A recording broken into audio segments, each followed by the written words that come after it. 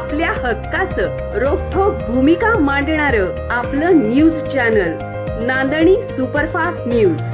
घटना तुमची, बातमी आमची. पुसेसावळी प्राथमिक आरोग्य केंद्राच्या रुग्णवाहिकेचं लोकार्पण.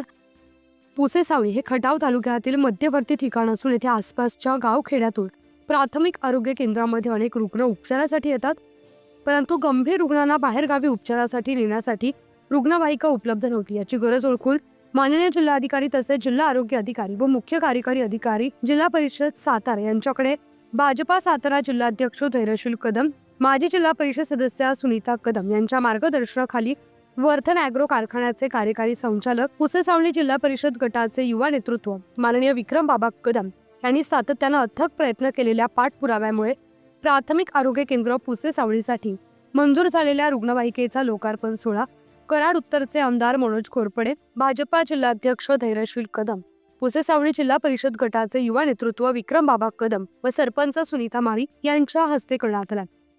यावेळी तालुका वैद्यकीय अधिकारी डॉक्टर युनुस शेख, वैद्यकीय अधिकारी डॉक्टर अजिंक्य पुस्तके, वैद्यकीय अधिकारी डॉक्टर दीक्षा पांढरबळे, वैद्यकीय अधिकारी डॉक्टर तुषार खाडे, मार्केट कमिटी संचालक महेश घारगे, माजी ग्रामपंचायत सदस्य अमोल कदम, दादासाहेब कदम, ज्ञानेश्वर पवार, डॉक्टर रायसिंग माळवे, अण्णा कांबळे, सूरज राक्षे, दाजू कदम, बबलू पाटील आदींसह भारतीय जनता पार्टीचे पदाधिकारी तसेच पुसेसावळी गावचे ग्रामस्थ मोठ्या संख्येने उपस्थित होते.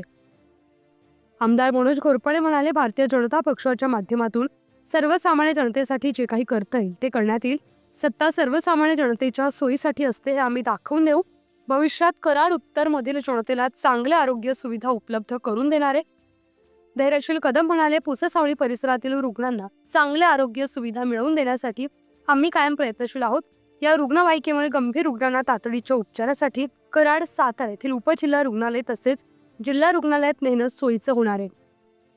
प्रतिनिधी राजू पिसाळ.